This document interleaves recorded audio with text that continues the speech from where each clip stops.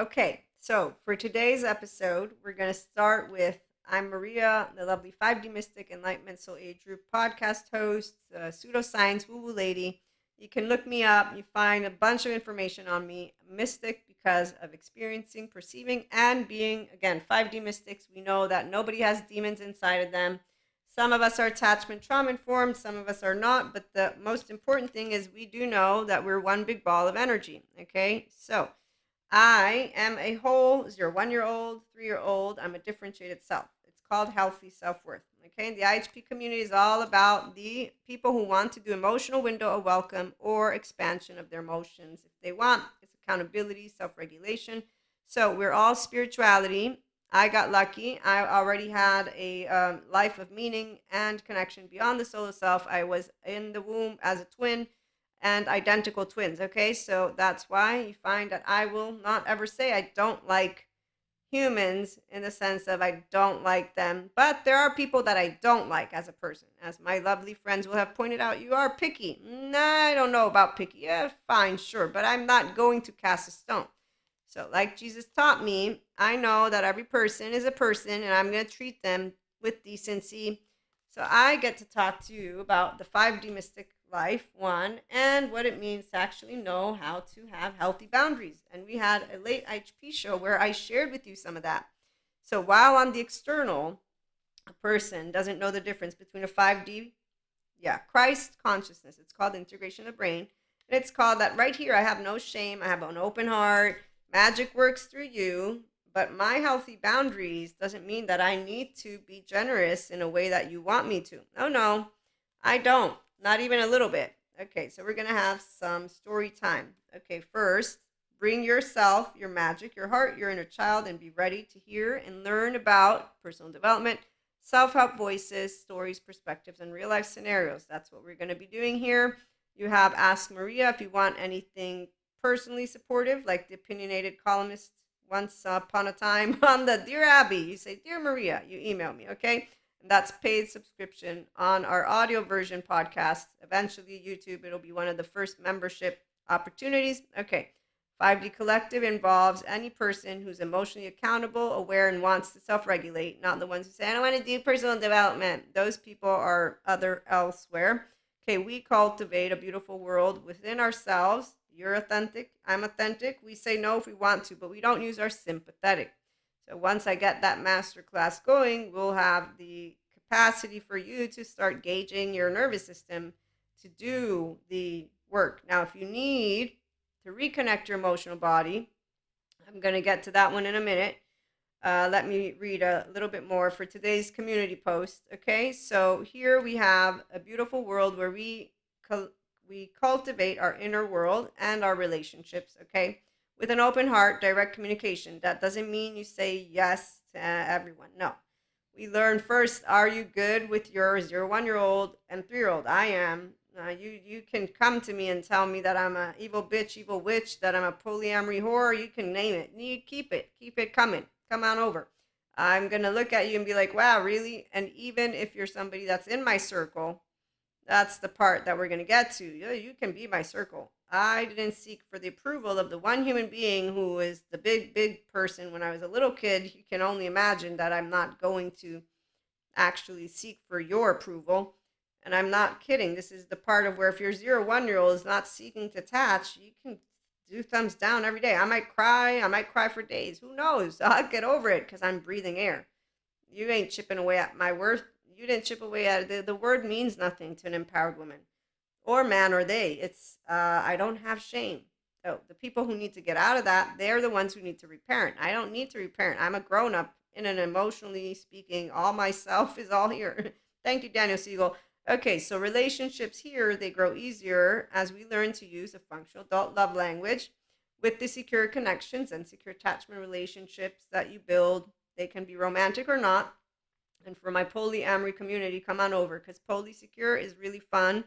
It's, you know how to say I love more than one person in a non-conventional friendship way. You don't have to say you like it. That's who I am. And if not, okay, bye. Now, people who will want to stick around, they will figure out, okay, let's keep talking until they are like, okay, cool. I got it. Because The part about what an empowered man knows is that magic works through him for me, men, and that would mean I don't need to convince you. If you don't know how to delight in yourself, and that means you don't know healthy boundaries yet, I'm not going to be able to teach them to you. I can only say magic works through you. You're beautiful just the way you are. Nobody asked you to be any different, but don't bring me the maladaptive child behavior because that's when I'm going to be in my ventral vagal no. And if you don't know your own sense of self worth, well, guess what? You're not going to know how to do. You're not going to know how to have healthy conflict conversations, which I'm basically a champ at. I just don't have conflict usually because I'm like a armored truck. That means that I'm unwavering and unflappable. You can ask any of the people that have known me pretty much my entire life. And one of these days, we're going to interview them. So, this is not about being a love avoidant or a love dependent. No, this is what is called to be healthy self worth. I'm a 1 year old, 3 year old, and I'm a grown up of myself. And as a 16-year old, I was here already because healthy self worth is when you learn how to treat yourself, love yourself first, and then I can love you too because I have an open heart. We can thank Jesus for that and God. I have to call God Akash out of respect of all those different, 3D, 4D peeps. But okay. So having functional adult love language and secure attachment comes in handy in your monoamory and polyamory relationships because you learn how to be the secure attachment figure of yourself and partner or partners. Okay. This gives you the capacity to have direct and loving communication. Doesn't mean they're going to think it's loving. Loving because you're not closed off here. Okay. And that is why you maintain intimacy because you're present. I'm curious, open, accepting, and loving of you just the way you are. I'm attuning to your nervous system. If you attune to mine and we're speaking and we begin to resonate, this is where healthy conflict, no splinters or the idea that, rupture is breaking something up. No, trust. We continue to expand consciousness. It's not about you telling me the truth. You can lie in my face. That doesn't lose trust to an empowered woman. You just showed me that you don't know how to talk to me, which as an attachment trauma informed person means you have an inner conflict or outer conflict or some shit going down your Cusco land. I'm not going to need to know anything about what's in that brain because I don't care. You didn't know how to tell it to me in my face. That's it. I know you're afraid. I'm not going to try and make you speak to me. You're afraid. A 3 year old brokenhearted, afraid person is not going to tell you the truth, which is why they're a teenager. Unless we're going to get to the story. We're going to get to the story in a minute. It's a good story. I thought of how to say it because I had a first recording. I was like, no, we're going to do a do over right now because it's a good one. Okay, so what else? Yes, maintaining intimacy, which is the only amazing thing of any relationship. Romantic or not, you know when you're being seen and felt, and that's vice versa. And it's beautiful. It's really beautiful. And when they're intellectually savvy, well, that's even more nice. So, appreciation, we maintain intimacy, appreciation, and an open dialogue for healthy conflict when differences arise. So, the most important part, let me actually share. So, we build sand castles for those of us and mer people that like the beach and the sea. Raise your hand. I do. Snow people, for those of you who want the cold in the mountains, I don't. But I'll go to the snow every now and then. But I want the beach and the mer people.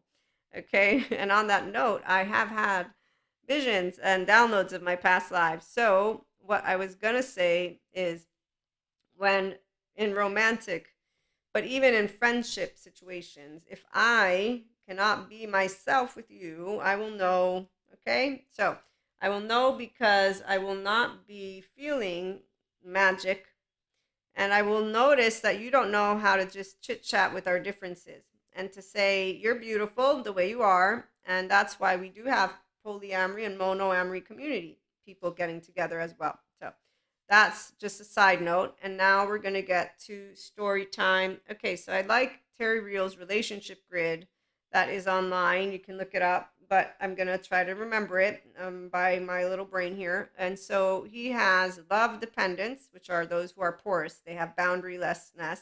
And then he has love avoidance, those who are locked, who close themselves off. So that means I'm going to hide away in my room because it's too overwhelming. Actually, before we continue with that story, hold that thought because I want to share something that Patrick Tiahan shares. He's on YouTube. You can find him. He shared it today. And that is where today, as the release of this episode. And at Patrick Tiahan Therapy. That's his handle for YouTube.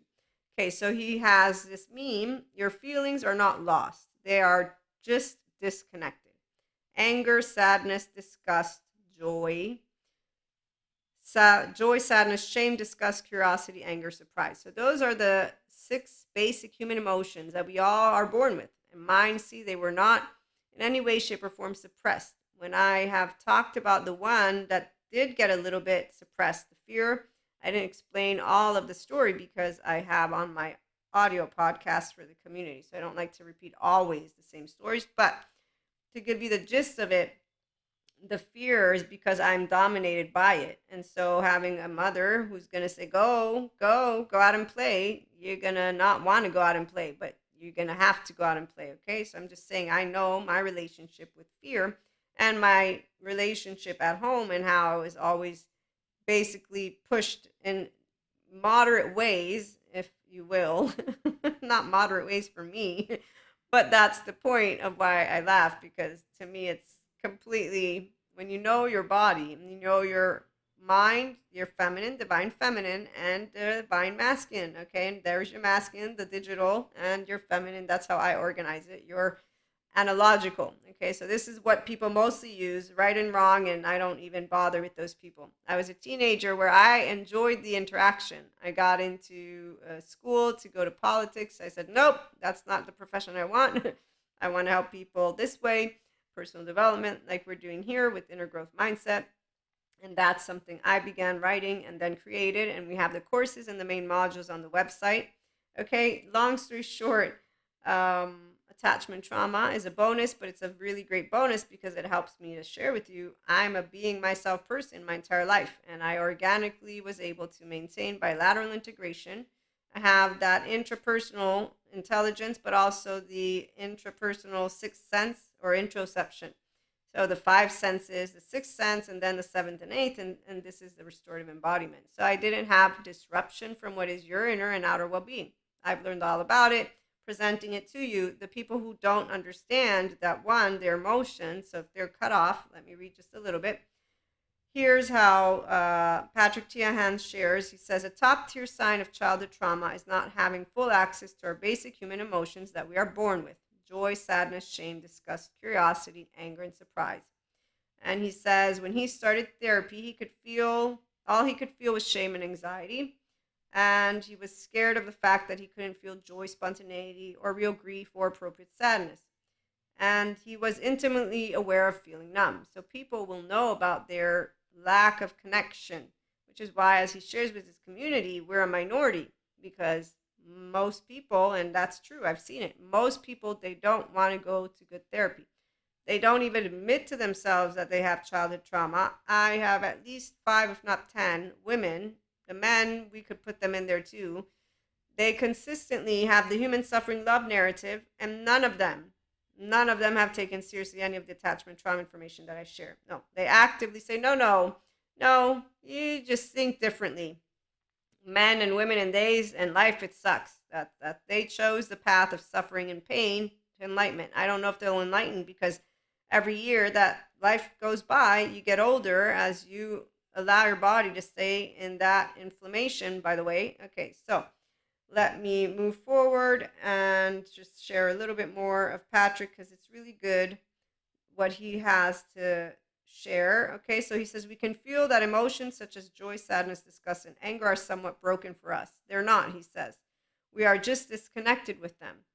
And that Hallmark commercials of family love can make a tiny, brief connection where you're a bit shocked about where all that emotion came from. And then he says, as children, we leave our emotional body. That's because there's not a safe environment, or there's suppression of them by being yelled at for being a child, to keep ourselves safe. And he says, I wish we could just keep the joy and skip the fear, but it doesn't work like that when a child isn't safe. So the innate feelings that you are born with, they're all there, and if you don't explore them, you're disconnected. So reconnecting is really, really scary. He has, by the way, a video, if you want to look it up: 3 unnamed childhood trauma symptoms, CPTSD. And a quick Google search. The concept is something I call compromised emotional imbalance. And he says disgust is often confusing. If you have ever been in an abusive relationship, lack of anger and disgust of how the person is treating you is a sign that your innate anger and disgust are disconnected. And so he says they're not lost, broken, and never part of you. They're just disconnected. And he repeats himself, and you just plug them back in. But you're going to plug them back in when you're able to have a safe space to begin doing that and understand the psychoeducation, which I just did. Thank you, Patrick Tiahan, for this possibility. So this is his stuff, okay? And I'm going to conclude because he ends with another great example, which is going to then lead us to our continuation of the conversation.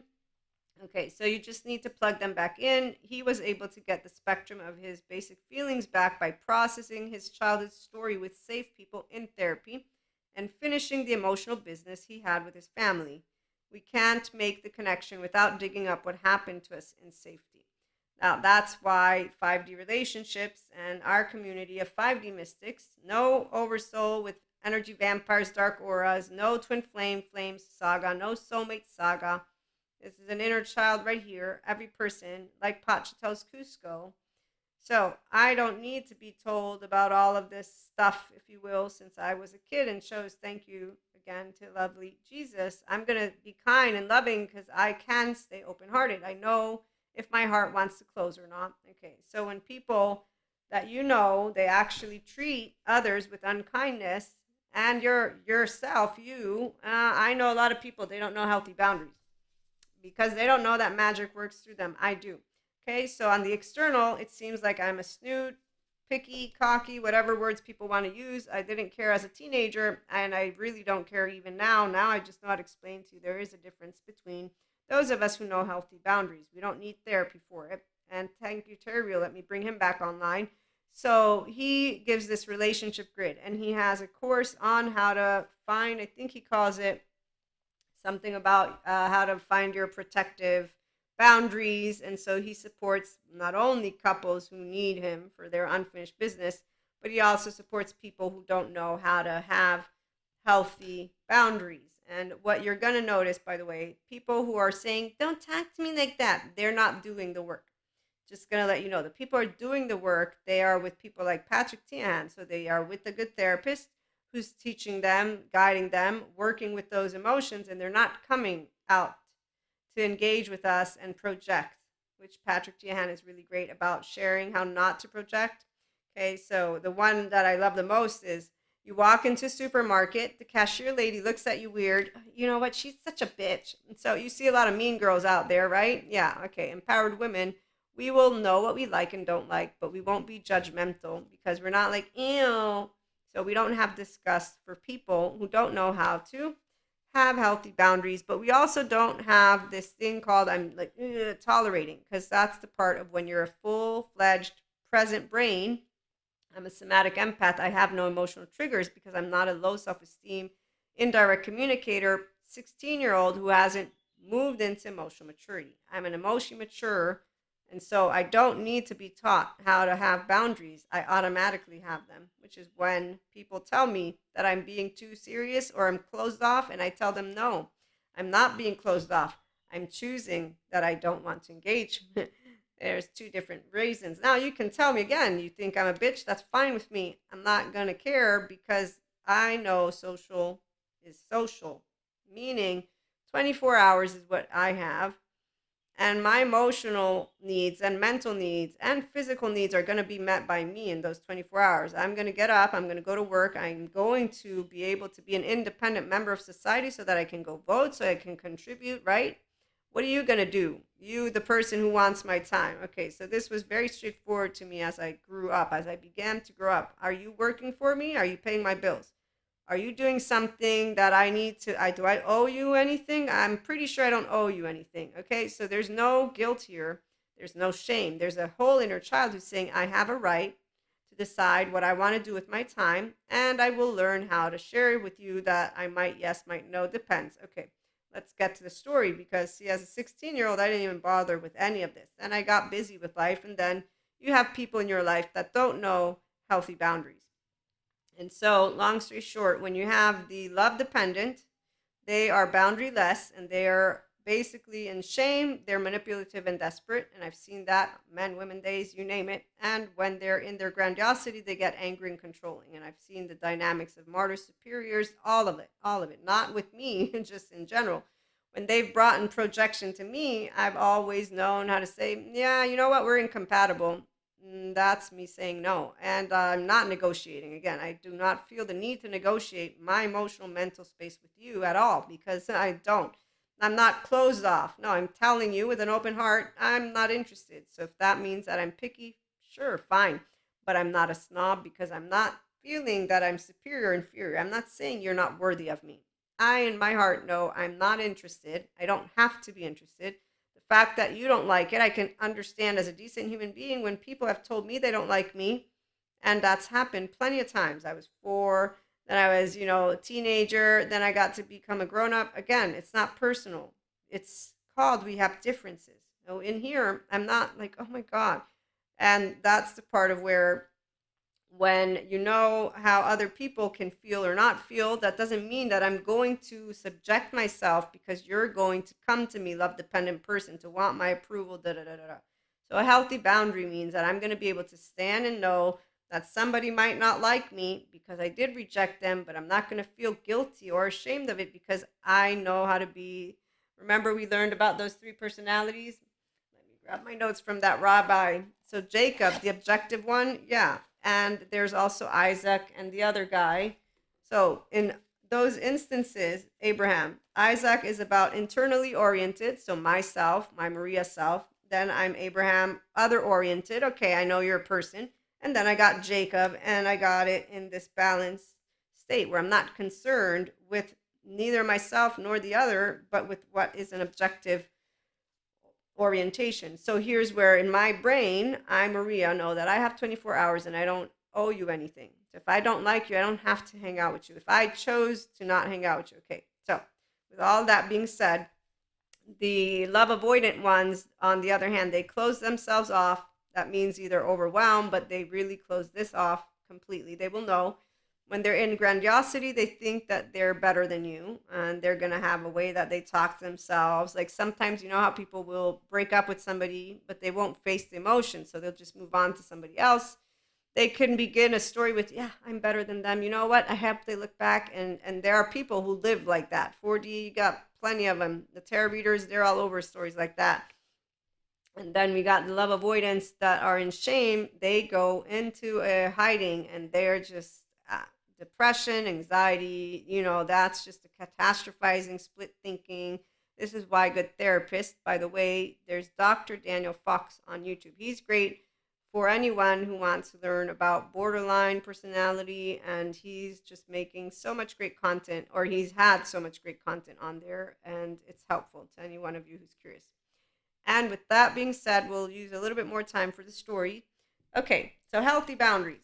When you meet an empowered woman, and when an empowered woman has a variety of friends, because we always will, and so some of them are not their whole inner child, and they don't want to do the personal development. Like I see online, a lot of Pinocchios with ears and tails. So they stay with the inner critic, the inner war in the head, and they don't do any emotional lifting or emotional expansion, none of it. Nope, the drinking, the fucking, the drugging, the let me go and use my time, procrastinate, all of it, and not work with my mindset, because mind is nothing.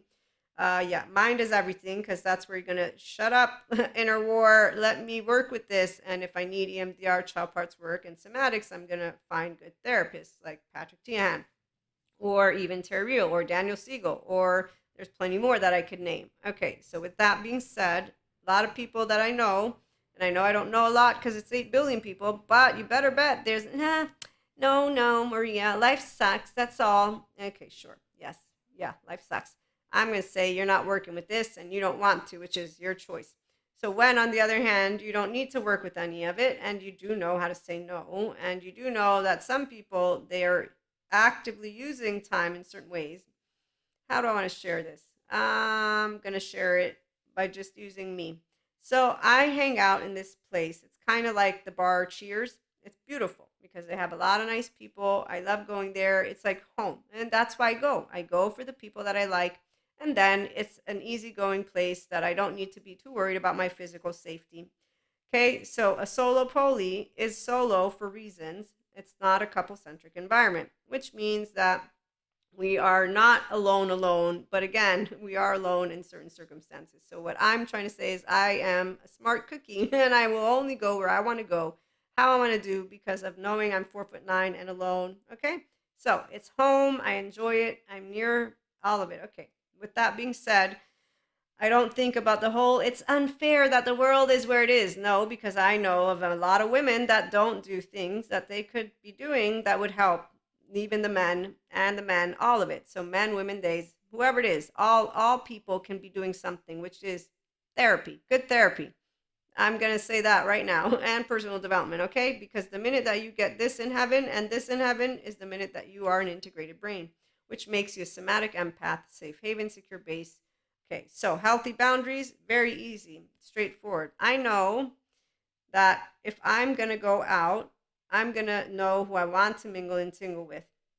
And as a mystic, I am about my space, but this is really about the embodied brain, because I can use now, thank you, spirituality and science as they come together.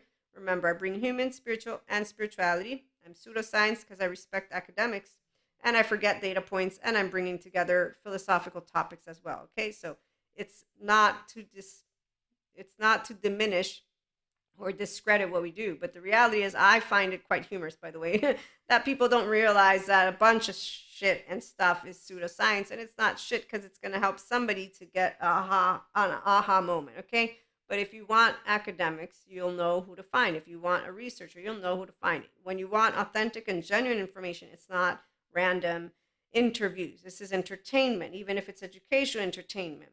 To me, there's a very distinctive knowingness of where I'm going to get data from and where I'm going to get semi data from. And it seems that people think it's social media that has created disinformation. I'm going to say I learned about journalism in my political science courses in my bachelor's years. And I'll never forget when I learned how all news became pink news. And I was like, what? To my professor. Yes. And I was like, so they didn't decide to change it up again. They just kept it like pink news instead of making sure that they would keep data. So, long story short, a person who is smart is not going to be thinking of podcasts, of anything on YouTube as something necessarily data wise legit.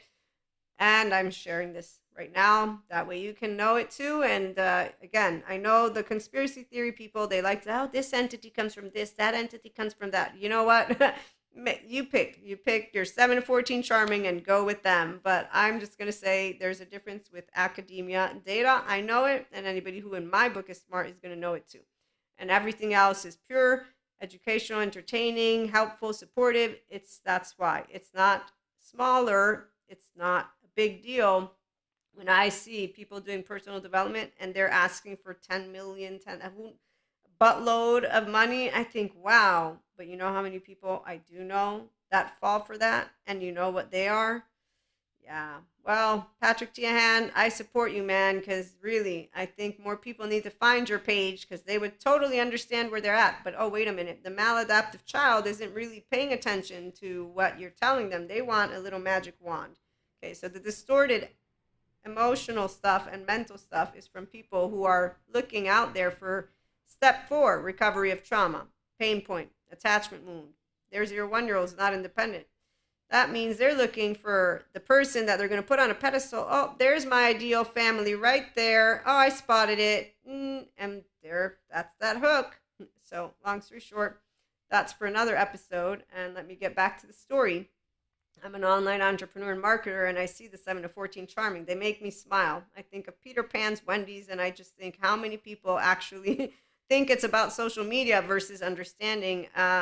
Okay, you need to just decide. Either you're going to be with the flat earthers and those conspiracy things, or you're going to know where education is, where data is, and you get to have fun on YouTube and anywhere else, and then you get to keep knowing where to find information that is shared with you in a very specific format, and to question and to be curious and to know that the sciences are always building new data, okay, so they can disprove, approve, all that stuff. Okay, with that being said, and having lengthened our episode a little bit, random food for thought, let's get to our story. So I have been at least 3 years, if not more, at this place that I go to. So I'm a regular. And there's three human beings that I particularly don't enjoy. Well, one, excuse me, out of three. So you know when you see Three Stooges? So this is what the trio looked like. When I first met, I met the illiterate, is what I call the one that's my favorite out of the other two. The other two I don't have any interest in engaging with whatsoever because their energy is just completely no, get away from me. So this is what happens when you go out and mingle and tingle. You enjoy conversations with people, but you don't make friends with everyone. Okay, so in these 3 years, I have not made friends with the two individuals that I've spotted that I don't enjoy, not even a little bit. Zero, minus, minus, minus. Now, there's one human being who I was told to be nice to and that I am friends with, and that he knows how I feel about him. These are stories I've shared on the audio version, but just to humor those of you who have not been to any of the IHP content, I call him the big man baby child because his nervous system gets all excited like a 1 year old. And so there are moments where I'm like, okay, you need to move away. You're too much energy. Your nervous system is revved up like hell right now, and I need you to just step away. So, long story short, though, we've built a friendship because I was told he's nice, be friends, da da da. Okay, and he's nice, but he definitely needs to be reminded again and again and again of how to manage his energy. So this is like having a child that you consistently have to say, okay, back off for a little bit. But again, he's a nice person, and he definitely is somebody that I'm fond of. He's a friend. The other two, these two human beings who I don't interact with at all, one of them pretty much understands. There's another one who instead he decided to go out of his way as he was tipsy. Though this is a story that you hear on the late IHP show, a little bit of it. And how can I break it down? So this is not his first attempt at befriending me because he's been around because I have a group of friends. Okay, so he's now friends with some of my friends. That makes him think that because he's friends of a group of my friends that I want to become friends with him, which I don't. So here's what healthy boundaries means. Just because my group is friends with somebody doesn't mean that I have to interact with you. So I'm not going to interact with you. I will treat you decently, but I will actually let you know that I'm not interested in building a friendship whatsoever. And so, yes, I am a person who will maintain a specific type of composure. People smile when they see that, the ones who know me. And this person went out of their way to make it a point to make me notice that I didn't salute them. And so I salute them, meaning I say hello. In Italy, we say hello with a kiss. And after that, they go on at a certain point to ask for a hug in a specific way. Again, I'm not going to describe all of it because I've already kept you longer than I have to. And then at another point, they talk about becoming friends. At which point I say, no, we'll see each other here, but not friendship. No, maybe I'll interact with you, maybe I won't. I don't know. And they go on to make me aware of how I'm putting up walls, is how they put it. And I didn't answer. I was like, no, not really, but okay. And that is where we're going to leave it. So this mini story to say, while I'm interacting with this person, my heart is open. I'm not thinking they are insignificant, that they're less than me, more than me. I'm not feeling it either. I specifically simply know I don't match with this person's energy. I don't enjoy their personality. I don't enjoy their interests. I have nothing in common. I consistently in these 3 years have made it clear in a decent way that I've not interacted with it. So the minute that a person becomes clingy, well, they were also again tipsy and insecure. I'm not going to change my behavior because you have some insecurity situation dealing and going on. But I also won't be rude to you, meaning I'm not in my sympathetic. How dare he want a hug?